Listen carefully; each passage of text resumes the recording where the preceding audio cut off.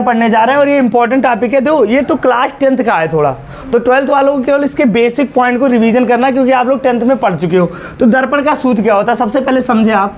दर्पण का सूत्र होता है 1/f बराबर क्या होता है बेटा, 1/f बराबर 1/b प्लस 1/u। सभी लोग ध्यान से समझो, ये दर्पण का सूत्र है। क्या है बेटा, अगर आपसे पूछेगा दर्पण का सूत्र क्या है तो आप बताओगे 1/f बराबर 1/b प्लस 1/। अब यहाँ f क्या है, अगर मैं बात करूँ f क्या है, तो f है दर्पण की फोकस दूरी। क्या है बच्चों, दर्पण की, तो f क्या है, दर्पण की फोकस दूरी है, ये f है।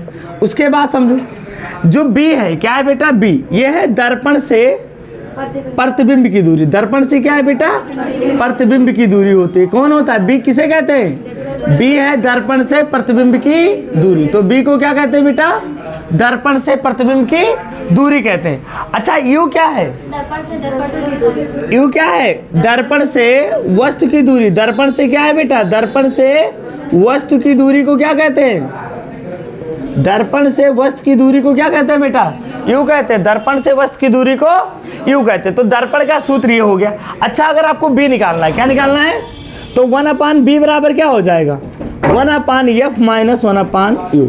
तो अगर आपको b निकालना होगा तो इस फार्मूले का यूज करोगे। जब प्रतिबिंब इसमें में से 2 दिया रहेगा, तीसरा आपसे पूछेगा। क्या दिया रहेगा, 2 दिया रहेगा, तीसरा पूछेगा। एक चीज और है, आपसे 1/u पूछेगा, तो आप क्या लिख सकते हो, 1/f माइनस 1/b। तो इन तीनों फार्मूलों से आप तीनों चीज़ों को निकाल सकते हो।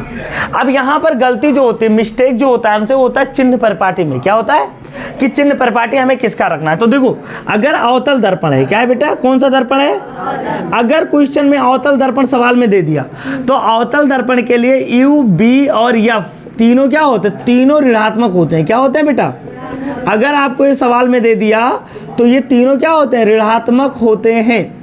तो अगर क्वेश्चन में आ गया तो आप सीधा अवतल दर्पण अगर दिया है तो आप कहोगे u, b और f तीनों क्या होते हैं बेटा, ऋणात्मक होते हैं। अगर उत्तल दर्पण है, क्या है बेटा, अगर आपको सवाल में उत्तल दर्पण दे दिया तो इसमें जानते हो क्या होता है, b और f जो होते हैं वो धनात्मक होते हैं। b और f क्या होते हैं बेटा, धनात्मक होते हैं, लेकिन धनात्मक क्या होते हैं, धनात्मक होते हैं, लेकिन क्या होता है, u क्या होता है, u ऋणात्मक। तो u सभी के लिए ऋणात्मक होता है। क्या होता है, सभी के लिए u ऋणात्मक होता है।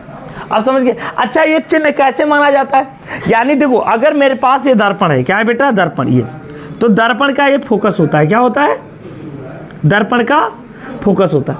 लाइट, एनसीईआरटी कहता है लाइट हमेशा हम बाएं से दाएं डालते हैं। किधर डालते हैं बेटा, बाएं से, हमारा लाइट हमेशा क्या जाएगा, बाएं से दाएं की ओर जाता है।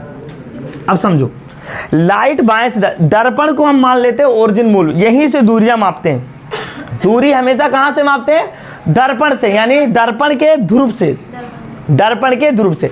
अब अगर दर्पण के ध्रुव से दूरी माप रहे हैं और वो दूरी अगर प्रकाश की दिशा में जा रही, तो प्रकाश की दिशा में सारी दूरियां क्या होती है, धनात्मक होती हैं। क्या होती है, और प्रकाश के विपरीत दिशा में दूरियां क्या होती है, ऋणात्मक होती है। इस मुख्य अक्ष के ऊपर की दूरी धनात्मक होती है, मुख्य अक्ष के नीचे की दूरी क्या होती है, ऋणात्मक होती है। अब अगर b का मान पॉजिटिव आ रहा है, क्या आ रहा है बेटा, b का मान क्या आ रहा है, पॉजिटिव आ रहा है। b का मान क्या है, तो हम कहेंगे प्रतिबिंब कैसा है, आभासी है। क्या है बेटा, अगर b धनात्मक है, प्रकृति समझो, कैसे प्रकृति बताओगे, b का मान अगर धनात्मक है, b का मान क्या है बेटा, b का मान अगर पॉजिटिव आ रहा है, धनात्मक है, इसका मतलब ये हुआ, इसका मतलब ये हुआ कि इसका मतलब है, इसका अर्थ है प्रतिबिंब कैसा होगा, प्रतिबिंब जो होगा वो बच्चों क्या होगा, प्रतिबिंब आभासी होगा। ये आपको ध्यान देना है। तो प्रतिबिंब की प्रकृति कैसी होगी, आभासी होगा। अगर b का मान धनात्मक आ रहा है, अगर b का मान ऋणात्मक आ रहा है, क्या आ रहा है बेटा, b का मान कैसा आ रहा है, b का मान कैसा आ रहा है, ऋणात्मक है। अगर b का मान ऋणात्मक है तो प्रतिबिंब कैसा होगा, वास्तविक होगा। क्या होगा, अच्छा वास्तविक और आभासी प्रतिबिंब में क्या अंतर है, वास्तविक और आभासी प्रतिबिंब में अंतर बताएं। वास्तविक प्रतिबिंब को पर्दे पर प्राप्त किया जा सकता है, लेकिन आभासी प्रतिबिंब को पर्दे पर प्राप्त, एक बात और है, वास्तविक प्रतिबिंब हमेशा उल्टा बनता है। जैसे मेरे आंखों में जो प्रतिबिंब बनता है रेटिना पर, वो वास्तविक बनता है, वो उल्टा होता है। क्या होता है, तो वास्तविक प्रतिबिंब हमेशा क्या होता है, उल्टा होता है। लेकिन आभासी प्रतिबिंब जो होता है वो क्या होता है बेटा, सीधा होता है। ये इसकी क्या है, नेचर है। अब एक बात और आती है, दर्पण का तो सूत्र हो गया, दर्पण के सूत्र के साथ एक वर्ड आता है रेखीय आवर्धन। क्या आता है बेटा, दर्पण का क्या होता है, रेखीय आवर्धन। अब ये पूछेगा भाई रेखीय आवर्धन क्या है, तो दर्पण का रेखीय आवर्धन जानते हो क्या होता है? दर्पण के द्वारा बनाए गए प्रतिबिंब का अनुपात, दर्पण के द्वारा बनाए गए तथा वस्तु के अनुपात के, वस्तु के आकार के अनुपात को क्या कहते हैं? रेखीय आवर्धन कहते हैं। जैसे देखो यहां समझो, दर्पण द्वारा बने प्रतिबिंब के आकार व वस्तु के आकार के अनुपात को, वस्तु के आकार के अनुपात को क्या कहते हैं बेटा? वस्तु के आकार के अनुपात को क्या कहते हैं हम लोग? अनुपात को रेखीय आवर्धन क्षमता कहते हैं। क्या कहते हैं बेटा? रेखीय आवर्धन क्षमता कहते हैं, रेखीय आवर्धन क्षमता कहते हैं। और इसे किससे लिखते हैं बेटा? ये यम से लिखा जाता है। किससे? तो यम बराबर क्या होता है? एच डैश अपान एच। एच डैश क्या है? मान लो ये वस्तु है, क्या है बेटा? इधर देखो, ये वस्तु है, तो वस्तु को हम किससे लिखेंगे? एच से। ये ए बी हो गया। अब समझो, अब प्रतिबिंब बनेगा, क्या बनेगा बेटा? प्रतिबिंब अगर बना, मान लो प्रतिबिंब ऐसे बना, ये देखो, तो प्रतिबिंब यहाँ बनना है ना, ये, तो प्रतिबिंब को आकार को क्या लिखेंगे? एच डैश से। अब समझ में आ गया? तो एच ये होता है वस्तु का आकार, और प्रतिबिंब का आकार क्या होता है बेटा? एच डैश होता है। क्या होता है? एच। तो ये जो बन रहा है ये क्या बनेगा? ये एच डैश होगा और ये होगा प्रतिबिंब का आकार। अब बात समझ में आई? तो वस्तु के आकार को एच से लिखते हैं और प्रतिबिंब के आकार को एच डैश से लिखते हैं। इसका अनुपात क्या कहलाता है? रेखीय आवर्धन क्षमता। एक बात और है, यम का मान और होता है, यम का मान -b/u भी होता है। किसके लिए? दर्पण के लिए। तो इन दोनों को अगर एक साथ करें तो हमको एक और फार्मूला लिख सकते हैं, यम बराबर एच डैश अपान एच, और बराबर क्या लिख सकते हैं बेटा? -b/u।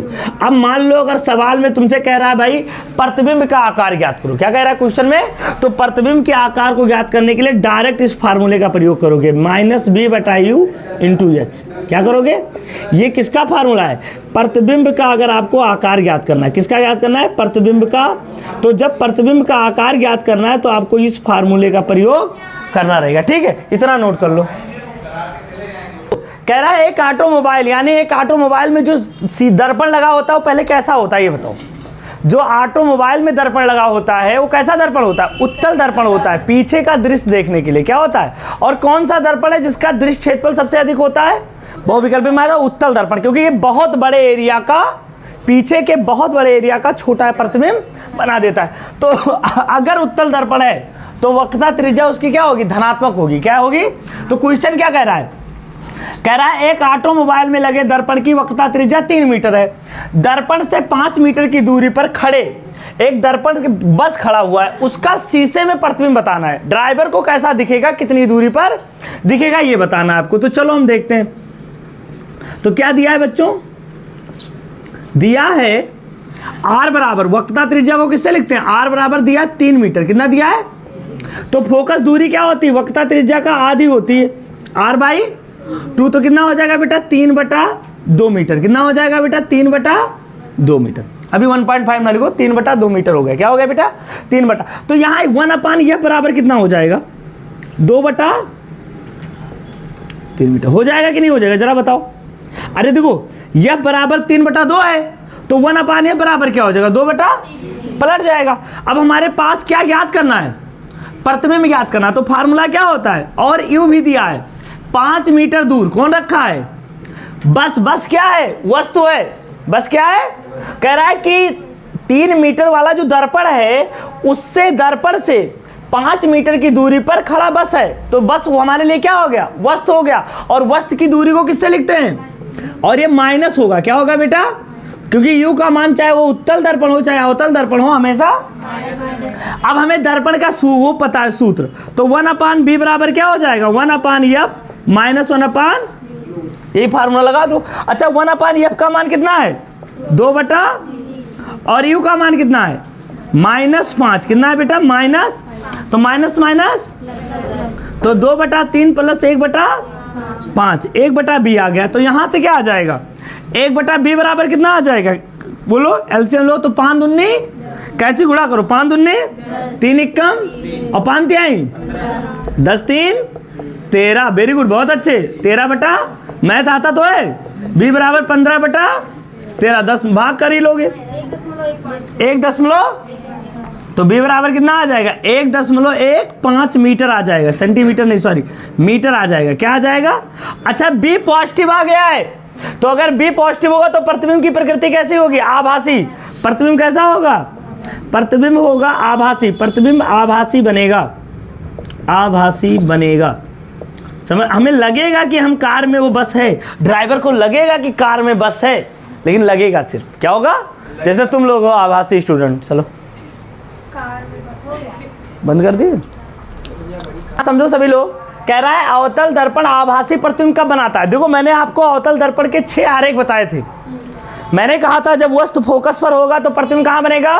अनंत पर। जब वस्तु वक्रता केंद्र पर होगा तो प्रतिबिंब कहाँ पर बनेगा? वक्रता केंद्र पर ही बनेगा। जब वस्तु फोकस पर होगा तो प्रतिबिंब कहाँ पर बनेगा? अनंत पर। अब ये आभासी कब बनता है? यहाँ देखो, ये हमारे पास कौन सा दर्पण है बेटा? ये हमारे पास कौन सा दर्पण है? अवतल दर्पण है। क्या है? पॉलिश कर दिया हमने, तो जब पॉलिश कर देंगे तो अवतल हो जाएगा। क्या हो जाएगा? पॉलिश कर देंगे तो क्या हो जाएगा? अवतल हो जाएगा। अभी तुम लोगों को बताऊं कि मैच हो रहा था, तो एक बंदे के सर में बाल नहीं था, पता है इतना ज़्यादा रिफ्लेक्शन होता था कि पूरा फील्ड उसी के सर पे आ गया था। मतलब कई लोग देख रहे थे, इतना ज़्यादा चिकना था, रिफ्लेक्शन हो रहा था, तो उस पर खिलाड़ी लोग, उसका बड़ा वायरल हुआ था। तो यहाँ देखो, तो जितना ज़्यादा तल चिकना होगा क्या होगा? उतना ज़्यादा रिफ्लेक्शन होगा। तो ये अवतल दर्पण है। ये इसका क्या है बेटा? फोकस है, ये ध्रुव है, और ये वक्रता केंद्र। अब अगर वस्तु को हम कहाँ रख दें?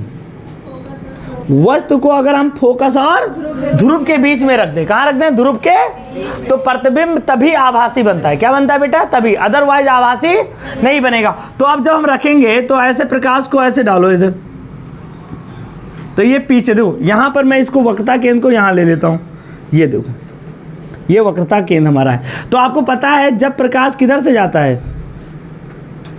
सही है ना, सीधा है। हाँ, तो देखो अगर प्रकाश वक्रता केंद्र से जाएगा, कहाँ से जाएगा बेटा? वो तो उसी पर क्या हो जाता है? वापस लौट आता है। ये तो मैंने बताया था कि अगर प्रकाश वक्रता केंद्र से जाएगा तो उसी पर। अब यहाँ पर देखो प्रकाश ऐसे आए इतने कोण पर, तो आपको पता है कि ये वस्तु क्या है बेटा? ए बी है। ये क्या होता है? आई होता है। क्या होता है? तो जितना आई होगा उतना ही तो आर होगा, यही तो परावर्तन का नियम है। तो उतने ही कोण पर ये क्या होगा? लौट आएगा। ये देखो, समझ गए ना? तो अब ये दोनों लाइट जो है आगे मिलेंगी कहीं? तो अगर मैं अपने बटन से देख रहा हूं, क्या देख रहा हूं बेटा? अपने बटन से मैं देख रहा हूं, कितनी प्यारी आंखें, ओह ओह, देख रहे हो? ये मैं जो कितना अच्छा आंख है हमारा। ये ऐसा ही था जब मैं वस्तु को देखता हूं, तो फिजिक्स को देखता हूं तो ऐसे ही देखता हूं, इतना प्यार से। तो ये देखो, ये हमारा आंख है, तो जब ये देखेगा तो आगे तो नहीं मिलेंगे, तो ये पीछे मिलते हुए कहीं पर प्रतीत होंगे। क्या होंगे बेटा?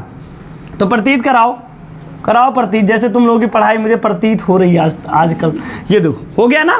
तो ये पीछे मिलते हुए क्या हो रहे? कहीं पर प्रतीत हो रहे, और जहां पर प्रतीत होते हैं वहीं पर क्या बनता है? आभासी प्रतिबिंब बनता है भाई।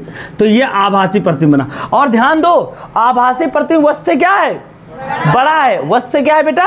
तो यहां जो आभासी प्रतिबिंब बनेगा, क्या बनेगा बेटा? अब इसके आंसर कैसे लिखोगे? जब वस्तु को क्या रखेंगे बेटा? जब वस्तु को अवतल दर्पण के, क्या हो गया बेटा? अवतल दर्पण के फोकस व, अवतल दर्पण के फोकस व, यानी फोकस एफ व ध्रुव पी के बीच में, ध्रुव पी के बीच में रखते हैं। क्या रखते हैं बेटा? ध्रुव पी के बीच में रखते हैं, तो आभासी प्रतिबिंब बनता है। क्या बनता है? तभी आभासी प्रतिबिंब, तभी क्या बनता है बेटा? आभासी प्रतिबिंब बनता है। तो आभासी प्रतिबिंब कब बनता है? आभासी प्रतिबिंब बनता है, तभी क्या होता है? आभासी प्रतिबिंब बनता है। ओके, तो जब वस्तु को अवतल दर्पण के फोकस व ध्रुव के बीच में रखते हैं तभी आभासी प्रतिबिंब बनता है। एक पॉइंट और है, अब यहाँ समझो, ये हो गया। उसके बाद अगर मैं उत्तल दर्पण ले लूँ, क्योंकि उससे तुलना करना है हमें, ये किसका आरेख है?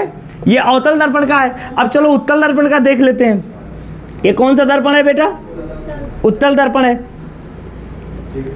तो ये हमारा P हो गया, ये हमारा क्या हो गया बेटा? फोकस हो गया, F हो गया, और यहाँ पर हमारा क्या है? C है। अब यहाँ देखो, ये वस्तु यहाँ पर रखा हुआ है, समझो यहाँ ये वस्तु हमारा यहाँ पर रखा है, ये भी। तो जब रखा रहेगा तो यहाँ से एक लाइट गुजारेंगे, तो जो लाइट गुजारेंगे वो कहाँ से जाएगा? फोकस से होकर जाएगा, तो ये तो फोकस से गया। ये देखो एक लाइट कहाँ से गुजार दो, प्रकाशिक केंद्र से ऐसे, तो उसी पर क्या हो जाएगा, वापस लौट जाएगा। तो प्रतिबिंब ये दोनों कहाँ मिल रहे हैं, यहीं पर तो मिल रहे हैं, तो ये ए डैश बी डैश, तो यहीं पर तो ये मिल रहे हैं। तो यहाँ समझो आप, वस्तु देखो कितना छोटा है, प्रतिबिंब कितना छोटा है, सॉरी प्रतिबिंब कितना छोटा है, यानी वस्तु इतना बड़ा है, प्रतिबिंब। अब इसमें अंतर, दो अंतर है, कौन कौन से अंतर कोई बता पाएगा। पहला अंतर यह है कि अवतल दर्पण द्वारा जो आभासी प्रतिबिंब होगा वो वस्तु से बड़ा बनेगा, और उत्तल दर्पण द्वारा जो आभासी प्रतिबिंब होगा वो वस्तु से छोटा बनेगा। दूसरा एक अंतर और कौन है, अवतल दर्पण द्वारा जो आभासी प्रतिबिंब है वो दर्पण के क्या बन रहा है, पीछे बन रहा है, और अवतल दर्पण द्वारा जो आभासी प्रतिबिंब है वो दर्पण से पीछे बन रहा है, लेकिन उत्तल दर्पण द्वारा जो आभासी प्रतिबिंब है वो पी और एफ के बीच में। यही दो अंतर है, समझ गया ना। इसको लिख लेना, अभी नोट कर लो, बना लो। ये क्या होता है, प्रकाश का अपवर्तन। अब तुम लोग बताओ मुझे अपवर्तन है क्या एक्चुअली, समझो। आप अपवर्तन क्या होता है, माध्यम के बदलने से होता है। क्या होता है, मैं अगर अभी डीजे लगा दूं फिर कहूं तुम पढ़ो, हो पाएगी पढ़ाई? माध्यम बदलने से आपके मॉलिक्यूल क्या हो जाएंगे, बॉडी के मॉलिक्यूल क्या हो जाएंगे, डिस्टर्ब हो जाएंगे, क्योंकि वो कंपन करेंगे, कोई इधर करेगा कोई इधर, और तुम कहोगे पढ़ो पढ़ो। तो क्या होता है, प्रकाश के साथ भी ऐसा ही होता है। प्रकाश के साथ क्या होता है बेटा, जब प्रकाश एक माध्यम से, मान लो इधर देखो, इधर मान लो हमारे पास जल है, क्या है बेटा, और इधर मेरे पास क्या है बेटा, कांच है। अब समझना, जब प्रकाश एक माध्यम से दूसरे माध्यम में इंटर करता है, क्या करता है, तो इसका दो काम होता है। एक तो अपना पथ की जो दिशा है वो बदल जाती है, दिशा बदल जाती है, और दूसरा इसका क्या बदल जाता है, वेग बदल जाता है। क्या बदल जाता है, तो अपवर्तन में दो घटनाएं होती हैं। क्या होती हैं, अपवर्तन में क्या होती है, दो घटनाएं होती हैं। कौन कौन सी, पहला क्या होता है, जब प्रकाश एक माध्यम से दूसरे माध्यम में जाता है तो अपना रास्ता बदल देता है, और दूसरा अपनी चाल बदल देता है। क्या बदल देता है, और इसी घटना को हम प्रकाश का अपवर्तन कहते हैं। क्या कहते हैं बेटा, प्रकाश का। तो बताओ कैसे लिखे, जब प्रकाश, मेरे साथ बताओ बेटा, जब प्रकाश एक पारदर्शी माध्यम से, एक पारदर्शी, जब प्रकाश क्या होता है बेटा, एक पारदर्शी माध्यम से दूसरे पारदर्शी माध्यम में जाता है, एक पारदर्शी माध्यम से दूसरे पारदर्शी माध्यम में जाता है, तो क्या होता है बेटा, बताओ आप लोग। तो उसकी दिशा व चाल, दिशा व वेग, या वेग बोलो, दिशा व वेग क्या हो जाता है, दिशा व वेग बदल जाता है। वेग क्या होता है बेटा, बदल जाता है। और इस घटना को क्या कहते हैं, इस घटना को प्रकाश का, इस घटना को क्या कहते हैं, प्रकाश का अपवर्तन कहते हैं। प्रकाश का क्या कहते हैं बेटा, अपवर्तन कहते हैं। तो प्रकाश का अपवर्तन क्या है, जब प्रकाश एक पारदर्शी माध्यम से दूसरे पारदर्शी माध्यम में जाता है तो दिशा व वेग बदल जाता है। इस घटना को क्या कहते हैं, प्रकाश का। अब देखो, अगर तुम 3 बार कोई चीज को रिपीट कर दिया करो और 3 बार लिख दो तो वो अस्थायी हो जाता है। ये ऐसा साइक्लो रूल है। क्या है, ऐसा मनोवैज्ञानिक लोग कहते हैं, मैं नहीं कहता हूं। तो जब प्रकाश एक पारदर्शी माध्यम से दूसरे पारदर्शी माध्यम में जाता है तो दिशा व वेग, इस घटना को क्या कहते हैं, प्रकाश का। अब यहां समझो जो मैं समझाने वाला हूं। देखो, ये मेरे पास एक आयताकार कांच का टुकड़ा है। क्या है बेटा, आयताकार क्या है बेटा, कांच का। ये हमारे पास क्या है बेटा, कांच है। क्या है, और कहाँ रखा है, हवा में। यानी इधर भी हवा है और इधर भी हवा है। वही कहानी है कि ये स्कूल है और ये घर है और बीच में मोमोज वाला है। तुमको मैंने कहा सीधा घर जाओ भाई, और मोमोज को देखकर आपका रास्ता भटक गया, यानी आपका अपवर्तन हो गया। लेकिन कुछ बच्चे होते हैं जो सीधा होते हैं, अच्छे भी होते हैं एकदम। सर ने बोला है तो बोला है, मेरे को मेमो नहीं सीधा है। तो यहाँ पर देखो, अब यहाँ समझना, ये लाइट आ रही, जो लाइट आ रही है इसको क्या बोलते हैं बेटा, आने वाले को इनकमिंग। क्या बोलते हैं, इनकमिंग। तो इसे कहते हैं आपतित। क्या बोलते हैं बेटा, आपतित किरण। हाँ, तो तुम लोगों का इनकमिंग ज्यादा हो रहा है कि आउटगोइंग हो रहा है, यही देखना। तो आने वाले किरण को आपतित किरण। अब समझना, यहां पर हमने क्या डाल दिया, ऐसे अभिलंब। ये क्या है? एक काल्पनिक रेखा है। क्या है बेटा? एक काल्पनिक रेखा है। और इस एंगल को हम बोलते हैं आर। आई बोलते हैं कि आर बोलते हैं? आई। ये कौन सा कोण है? आपतन कोण। यानी आपतित किरण और अभिलंब के बीच में जो कोण है उसे क्या कहते हैं? आपतन। अब इसको जाना था सीधा बेचारे को, ये देखो इसका रास्ता यही था, मतलब जाना मुझे ऐसा था। लेकिन अब ये प्रकाश, ये वायु क्या होता है? विरल होता है। क्या होता है बेटा? विरल माध्यम होता है। और ये क्या होता है? ये होता है सघन। क्या होता है? सघन, मतलब इसके मालिक्यूल पास पास हैं। तो अब इस लाइट को जाना इधर था, लेकिन क्या होता है जब प्रकाश विरल से सघन में आता, तो सुनो क्या होता है। यहाँ पर मालिक्यूल ज़्यादा होते हैं। तो न्यूटन ने बताया था, न्यूटन हमेशा फोर्स का कॉन्सेप्ट लगाते हैं, उन्होंने फोर्स के सिवा कुछ नहीं बताया। तो जब फोर्स उन्होंने बताया कि यहाँ के मालिक्यूल ज़्यादा, तो ज़्यादा खींचते हैं। अब सब लोग मिलके खींचोगे तो इसको जाना ऐसे था, तो थोड़ा बेचारा क्या हो जाएगा, अपने पथ से क्या हो जाएगा, मोमोज वाला, और उसमें स्वाद बढ़ा देता है बच्चों को देखकर, थोड़ा घंटी वंटी बजा देता है। भाई कह रहा सस्ता है, 2 पे 2 फ्री है, एक खाएगा, एक उसके सहेली को फ्री खिलाएंगे तो तुरंत आ जाओगे। तो ये देखो, तो ये आई और ये क्या हो जाएगा बेटा? हाँ, अगर ऐसा होटल हो कि एक खाए और उसकी सहेली को फ्री, तो होटल कभी खाली नहीं रहेगा। आई और आर हो गया। अब यहाँ पर भी देखो एक अभिलंब डालते हैं, ये देखो, तो इसको मान लो आर डैश। क्या मान लो? कौन बेटा? R dash. अब इस लाइट को जाना कैसे था? सीधे जाना था। लेकिन अब कहाँ से जा रहा है? सघन से।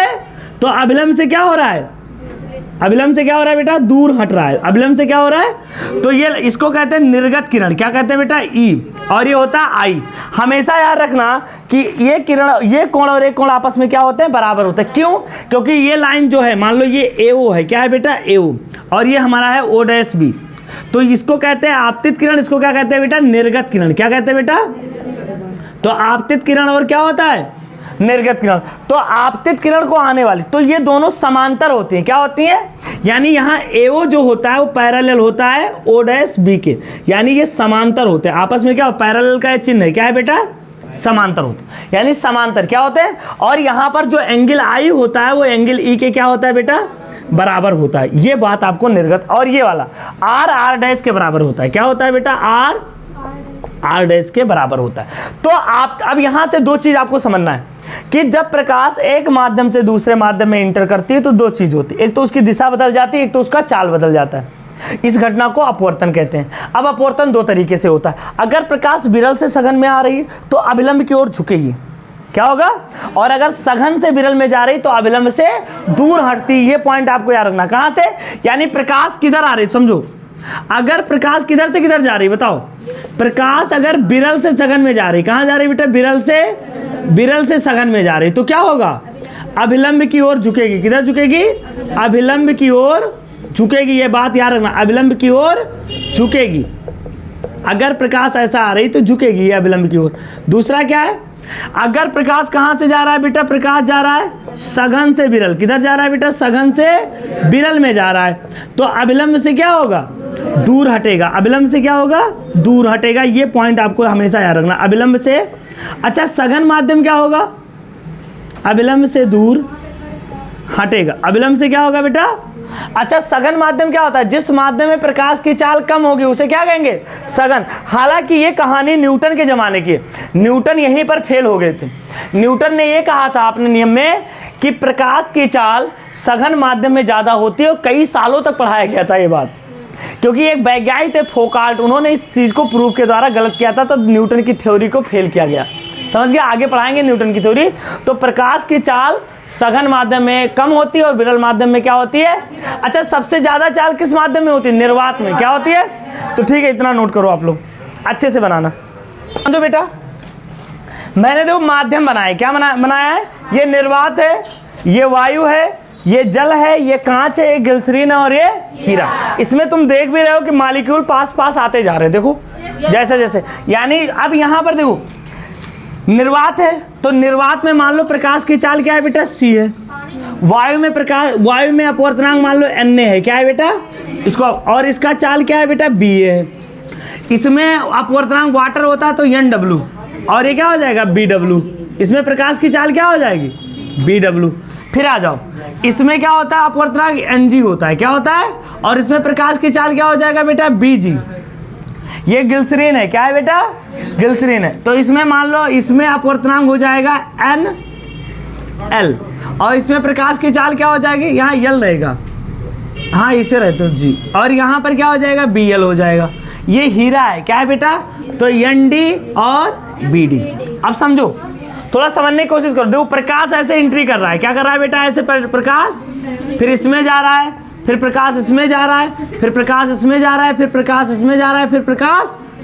तो यहाँ होगा क्या, इधर से जाने पर हो क्या रहा है, समझो, जब इधर से इधर जा रहे हैं तो हो क्या रहा है, अपवर्तनांक बढ़ रहा है। क्या बढ़ रहा है बेटा, यानी हम देखेंगे Na से बड़ा कौन है, NW से वो कौन बड़ा है बेटा, NG से कौन बड़ा है, NL से कौन बड़ा है, ND। तो इधर से इधर जाने पर अपवर्तनांक का मान क्या हो रहा है बेटा, माध्यम का क्या हो रहा है, माध्यम के अपवर्तनांक का बढ़ता क्रम, माध्यम के अपवर्तनांक का क्या हो रहा है, बढ़ता क्रम है, यानी बढ़ रहा है। इधर से इधर जाने पर माध्यम का अपवर्तनांक, अब अगर अपवर्तनांक बढ़ेगा तो चाल घटेगा, चाल क्या होगा, तो यहाँ पर अगर हम देखेंगे तो सबसे ज़्यादा चाल किसका होगा, प्रकाश की चाल C होगा, फिर उसके बाद क्या होगा, BA होगा, फिर उसके बाद क्या होगा, BW होगा, फिर BG होगा, फिर BL होगा, और फिर क्या होगा बेटा, B। तो ये क्या है, चाल का, प्रकाश के चाल का घटता क्रम, प्रकाश के चाल का घटता क्रम है। कौन सा क्रम है बेटा, घटता क्रम है।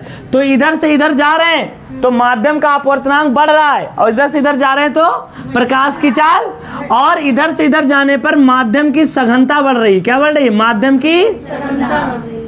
की क्या हो रही है बेटा, सघनता बढ़ रही है। ये भी आपको याद रखना है, क्या हो रही है बेटा, बढ़ रही है।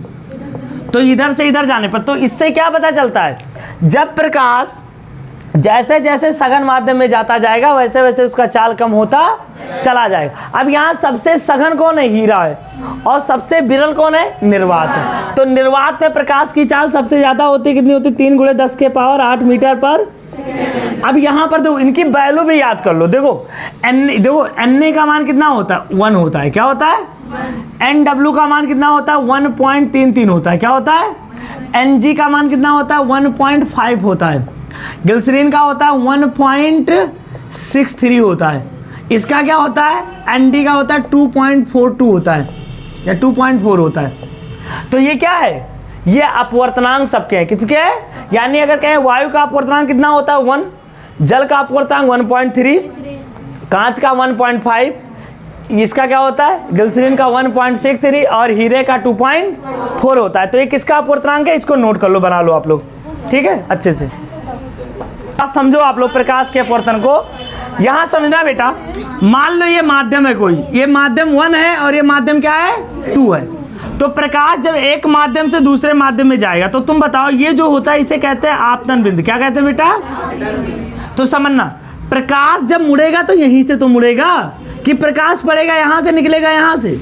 भैया तुम थप्पड़ अगर खाओगे तो चोट वहीं तो लगेगा, कि थप्पड़ यहाँ का पकड़ रहे हो पैर, ऐसा थोड़े हो रहा। तो जहां पर पड़ेगा वहीं से तो जाएगा। तो सुनो, अपवर्तन कब होगा, जब तुम देखोगे ना मोमोज का दुकान, किसका देखोगे, तो वही होगा, माध्यम बदलेगा वहीं पर अपवर्तन होगा। तो अपवर्तन के 2 नियम है, क्या है बेटा, 2 नियम। पहला नियम यह है कि जो आपतित किरण है, क्या है बेटा, आपतित किरण, और जो दूसरा कौन है, परावर्तित किरण। बहुत गरीबी भैया, एक रुमाल भी नहीं है हमारे पास, तुम लोग दे भी नहीं रहे हो। तो पहला नियम यह है कि आपतित किरण क्या है बेटा, आपतित किरण, और दूसरा कौन है, अपवर्तित किरण। क्या है बेटा, अपवर्तित किरण। तथा आपतन बिंदु पर डाला गया अभिलंब, तथा आपतन बिंदु पर, लिखते रहो साथ में, आपतन बिंदु पर डाला गया अभिलंब, डाला गया अभिलंब, आपतन बिंदु पर डाला गया अभिलंब। तीनों क्या होते हैं, तीनों एक ही तल में होते हैं। क्या होते हैं, एक ही तल में होते हैं। मेरी बात समझो, कैसे, तल क्या होता है, मेरी बात समझो। जैसे मैंने कहा, ये हमारे पास, ये देखो, इधर देखो आप लोग, मान लो ये है, ये मान लो ये ऊपर जल है, नीचे कांच है, ये बॉर्डर है जो अलग करता है। तो प्रकाश ऐसे आया तो ये आपतित किरण है, क्या है, जिस बिंदु पर आया उसे आपतन कोण। तो प्रकाश यहीं से तो निकलेगा, ऐसा थोड़े कि प्रकाश पड़ेगा यहाँ से। तो ये तल है, तो उसी तल में रहेंगे, तीनों क्या रहेंगे, एक ही तल में रहेंगे। दूसरा नियम है स्नेल का नियम। दूसरा क्या है बेटा, एक वैज्ञानिक थे, उनका नाम था स्नेल, यानी सांप का नियम, स्नेक कह सकते हो, स्नेल का नियम, स्नेल का नियम, स्नेल का नियम। दूसरे नियम को क्या कहते हैं? स्नेल का नियम। इन्होंने ये क्या बताया, इन्होंने कहा सुनो, ये चित्र मैं बना रहा हूँ फिर से समझो। ये मान लो इसका अपवर्तनांक n1 है, इसका अपवर्तनांक क्या है बेटा? n2 है। ये मान लो माध्यम 1 है, क्या है बेटा? माध्यम 1 है, और ये माध्यम क्या है बेटा? 2 है। माध्यम क्या है? 2 है। इसको मान लो कि मान लेता हूँ विरल है, क्या है बेटा? और इसको क्या मान लेता हूँ? सघन। अब समझना, प्रकाश आया, ये आपतित किरण आई ऐसे, तो यहाँ पर हमने क्या ड्रा किया? एक अभिलंब ड्रा किया, तो ये कोण क्या हो जाएगा? ये हो जाएगा हमारा आपतन कोण। प्रकाश को जाना ऐसे था, लेकिन प्रकाश क्या हो गई? भटक गई, अपने पथ से विचलित हो गई, तो ये आर हो गया। तो स्नेल क्या कहते हैं कि n1 साइन आई बराबर n2 साइन आर। इन्होंने ये बताया था अपने नियम में, यहाँ समझना कि आपतन कोण की जाए, इस नियम के अनुसार समझ लो, सिंपल सब समझना, इस नियम के अनुसार, इस नियम के अनुसार इन्होंने एक नियम दिया और उन्होंने बताया। इसके लिए इन्होंने बहुत मेहनत किया था। इन्होंने कई एंगलों पर, कई, सुनो बताए, इन्होंने क्या किया? कई एंगल पर आई और आर का मान निकाला, साइन आई ऐसे। इन्होंने जैसे मान लो कि एक बार साइन 45 निकाला, एक बार साइन 60 निकाला, इसका अनुपात निकाला, फिर साइन 30 निकाला, फिर साइन 35 निकाला, ऐसे करके इन्होंने कई बार माध्यमों के अनुपात निकाले। क्या निकाले? तो ये देख रहे थे कि जितना, ये अगर माध्यम समान है, दोनों का माध्यम, तो ये कोण बदलने पर ये भी कोण बदल रहा था, लेकिन इनका जो अनुपात आ रहा था वो फिक्स आ रहा था। क्या आ रहा था? मतलब अनुपात में कोई परिवर्तन। तो इतना प्रयोग करने के बाद इन्होंने नियम दिया था कि इन्होंने कहा था कि साइन आई, क्या बताया था बेटा? साइन आई व साइन आर, क्या बताया था? साइन आर का अनुपात सदैव नियत होता है। क्या होता है बेटा? सदैव नियत होता है, नियत होता है तथा सापेक्ष अपवर्तनांक के बराबर होता है। तथा सापेक्ष क्या होता है? सापेक्ष अपवर्तनांक के बराबर होता है, सापेक्ष अपवर्तनांक के बराबर होता है। ये बात किसने कहा था? स्नेल ने कहा था कि सापेक्ष अपवर्तनांक के क्या होता है बेटा? बराबर होता है। अर्थात इन्होंने बताया था कि n1 साइन आई बराबर n2 साइन आर, और कई किताबें लिखती हैं इसको साइन आई बटा साइन आर बराबर n2 बटा n1 लिखते हैं। अब समझना इसमें और इसमें क्या फ़र्क है, मैं बता रहा हूँ। देखो यहाँ पर आई आर को ना देखो, यहाँ पर हमें देखना है n1 क्या है? n1 उस माध्यम का अपवर्तनांक है जिससे प्रकाश जा रही है, देखो, और n2 उस माध्यम का अपवर्तनांक है जिसमें प्रकाश आ रही। बस यही समझना, यही फार्मूला हम लगाएंगे। n1 साइन आई बराबर n2। देखो ये प्रकाश इधर से इधर भी जा सकता है, देखो सघन से विरल में भी जा सकता है और विरल से, लेकिन आपको एक ट्रिक याद रखना है। ट्रिक क्या रखना है कि n1 क्या है? उस माध्यम का अपवर्तनांक है जिससे प्रकाश कहाँ जा रही, और n2 क्या है? जिसमें प्रकाश आ रही। तो यहाँ पर ये पॉइंट आपको याद रखना है। क्या याद रखना है बेटा? पॉइंट नोट करके, ये नीचे नोट कर लेना इसके कि n1 क्या है? उस माध्यम का अपवर्तनांक है। क्या है बेटा? उस माध्यम का अपवर्तनांक है। अभी बताएंगे इसका कितना यूज होगा आगे। उस माध्यम का अपवर्तनांक है जिससे प्रकाश जा रहा है। क्या हो रहा है बेटा? जिससे प्रकाश क्या हो रहा है? जा रहा है। और n2 क्या है? n2 क्या है? उस माध्यम का अपवर्तनांक है, उस माध्यम का अपवर्तनांक है जिससे प्रकाश क्या हो रहा है? जिसमें प्रकाश आ रहा है, जिसमें प्रकाश क्या हो रहा है बेटा? प्रकाश आ रहा है। तो इतना आप लोगों को अच्छे से नोट कर लेना है और अच्छे से आज का टॉपिक आपको अच्छे से रिवीजन कर लेना है, ठीक है?